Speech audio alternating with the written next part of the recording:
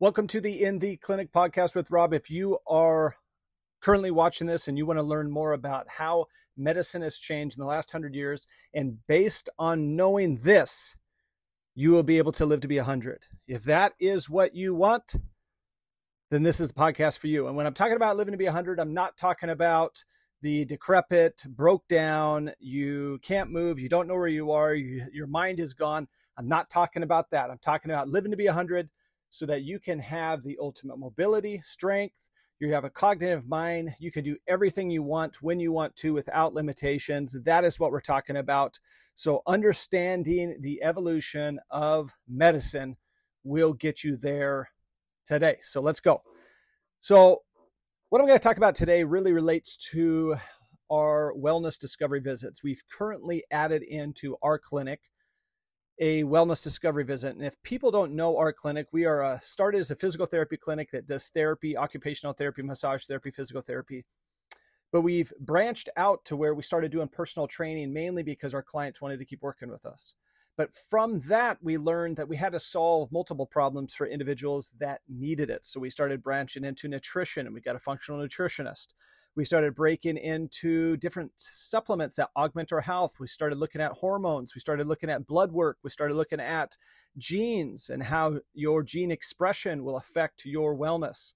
And through this process, we've even added a full component called the Superhuman Protocol that would allow you to extend longevity. So overall, our path is truly wellness. And because of working with all these great people and learning about the problems that they have and looking to find solutions for them, we've gathered a wealth of knowledge to identify current wellness constraints, and then we work to unlock them in the quickest way possible and the least restrictive.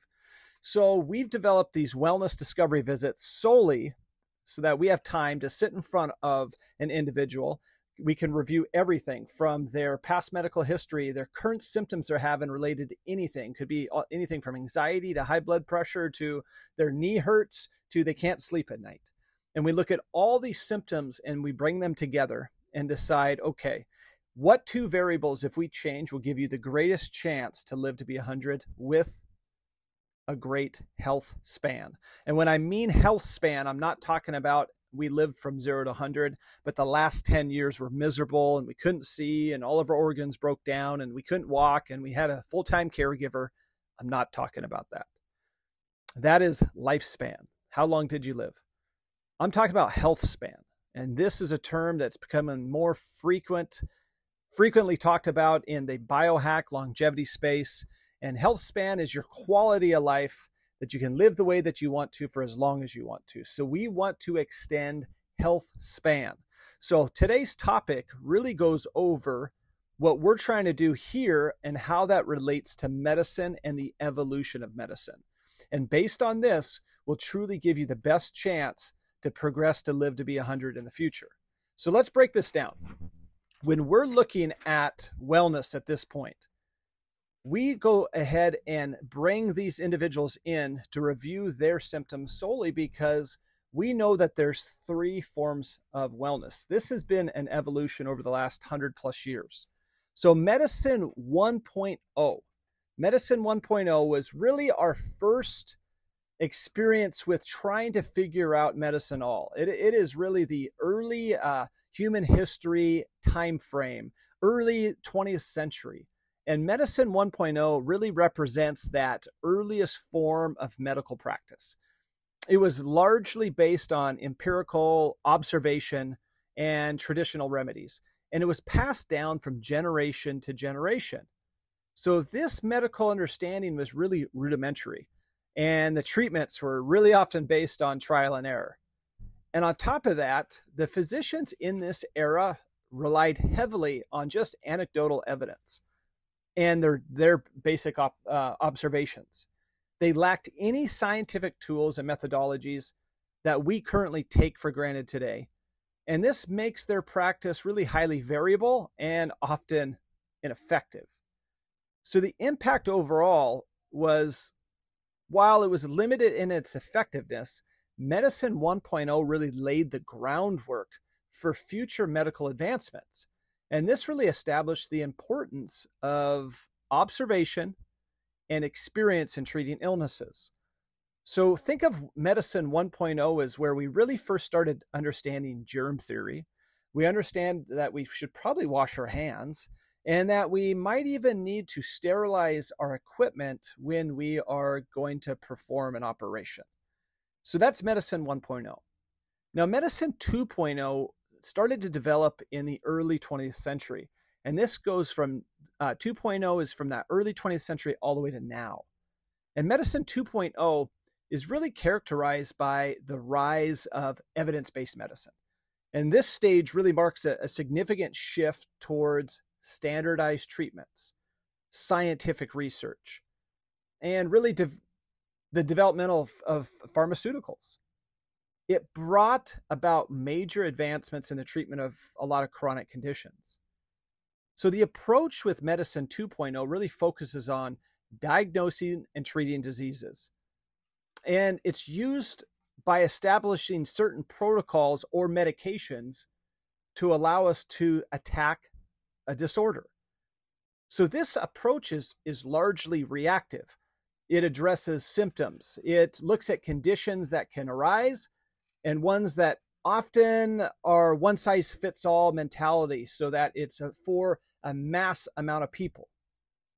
So the impact of medicine 2.0 was that it significantly increased the life expectancy of the population. It improved really the management of a lot of diseases, and it really extended life. Now, it focused on treating rather than preventing illness. And it really highlighted the need for more proactive approaches to healthcare. So when you look at medicine 2.0, this is really the advancement of penicillin.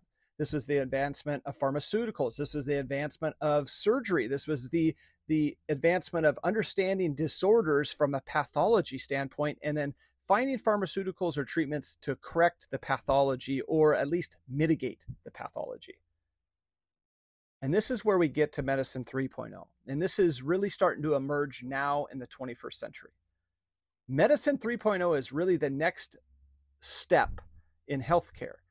And this really emphasizes prevention, personalization, and really the extension of health span. So it integrates advanced technologies that we already have. It looks at genetics, and it creates a deeper understanding of the human body's complex systems. So medicine 3.0 is proactive. It's really focusing on preventing diseases before they occur and really optimizing an individual's health, not just a population at mass, but an individual's health. So it leverages the personal data that you can collect from an individual, such as genetic information, biomarkers, blood work over a period of time, and then it tailors interventions to each person's unique needs. So this approach, the impact that it's really trying to make is it aims not only to extend lifespan, but also to enhance the quality of life for the individual overall. So by addressing the root cause of the disease and optimizing health, medicine 3.0 offers really the potential to revolutionize healthcare. So medicine 3.0, when we went from medicine 2.0, identify disease, have a drug for that disease, mitigate symptoms. Medicine 3.0 really says the individual is at the center of this, and we need to teach the individual how to mitigate their own individual issues before they become a problem. We're not going to wait until you have diabetes to provide a medicine. We're going to prevent insulin resistance from developing into diabetes. We're not going to wait until you're obese to decide why you're gaining weight and mitigate that. We are going to look at your hormones, we're going to look at your genetics, and we're going to start providing the raw materials to help mitigate the issues before they begin. So we're really trying to look for solutions that get rid of the problem before they start. But we put the person at the center of their health. So medicine 3.0 will be personalized. It will be individualized to their genetic or personal biomarkers, but it will also require the individual to be the keeper of their health. They will have to be proactive in what they do and what they choose to eat and how they choose to eat, their movement and the activity that they do, the sleep that they get. All these overall markers come together, and that's where we get biohacking. So Medicine 3.0 is really creating biohacking, looking at data, numbers, individualized and specific to you, and then deciding what supplements, food, nutrition, activity, sleep, everything that relates to your health, how can you augment that the most? And that's where individuals will look at and say, I need to do cold plunges. I need to do sauna work. I need to do the superhuman protocol. I need to improve not my chronological age, but my biological age. How can I improve my metabolic health, from my blood sugars to my blood pressure levels? How can I confirm that I'm not getting fatty liver disease? How can I mitigate my weight? What does excessive weight gain around my stomach mean? How can I mitigate that? So looking at Medicine 3.0, this is where we're going. You're already seeing it because pharmacy companies are jumping on board with a lot of these techniques. They're seeing that there's an emerging market for individuals to be in the forefront of biohacking. So there's money to be made, which means that pharmaceutical companies want their cut. So please note that this is an emerging market. So how do we use Medicine 1.0, 2.0, 3.0 in our clinic? Well, we're already doing Medicine 3.0. That is the point of our wellness discovery visits. Our wellness visits are solely so that we can meet with you, review all of these, blood work, genetics. We can look at your current health symptoms. We can look at your current muscle mass, the visceral or subcutaneous fat. We can look at your biomarkers. We can identify the symptoms you're having that could be hormonal, genetic, or possibly insulin resistance. And from this, we can give you one or two key things that will be transformational, that if you change these two things with these couple tips, it will be transformational to your health. And that's what we really want to do for the people in our community is take this opportunity to give people a chance to actually put application to practice, because health is hard out there.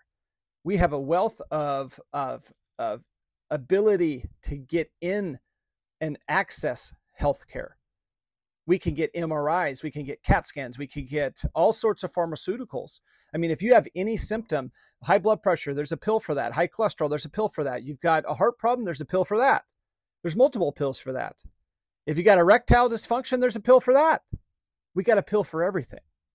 But every time you take a pill, the body, and you take that pill and it masks the symptom, the body always prevails. The body always finds a workaround, and the pill that you're taking to mask that symptom will then manifest in another way. You take a metformin to mitigate your blood sugar, you're still having insulin resistance issues. Now you got fatty liver disease. Now you got high blood pressure. Now you're going, geez, I don't have any energy. What's going on? This is your metabolic health. So for us, we're taking a stand, and we're giving to people in our community these wellness discovery visits so that we can look at this in a whole and say, you know what, based on what we already know about you, the biggest bang for your buck, if you change these two things, you're going to get a transformational change in your health and wellness that will create a greater longevity and health span in the end. So if you're listening to this and you made it this far in the video, congratulations. If you're listening to this on the podcast, congratulations to you as well. So this is my give to you. If you are listening to this and you want a wellness discovery visit, I'll do that for you for free. If you mention this podcast and you say, Rob's podcast, wellness discovery visit, you tell me that, boom, I know you watch this to the end. I'm going to give you a free wellness discovery visit. We'll sit down together. It'll be the highest value for your time that you can get, that will map out the one or two things that you need to do in this order with this magnitude, and it's going to create the biggest impact in your health, not just immediately, but it's going to help you 10 years from now. So if you made it this far, feel free. You can find us anywhere. Just Google Sumner Physical Therapy or Sumner Specialized Physical Therapy. You're going to find our, you're going to find us. You're going to find our emails. You're going to find our telephone number. Do it, and I'd love to get you in. I'd love to get you in and evaluate that and see how we can make an impact in your life, because that's truly what we're all about. So again, if you made it this far, thank you so much. If you like the content that I provided today, the best thing you could do for us is send it to a friend. Subscribe too, so then you get all the updated information from us either on YouTube or here on our podcast. But please at least send it to a friend, because the best way that we can help others is for you to share the good news. See you next time.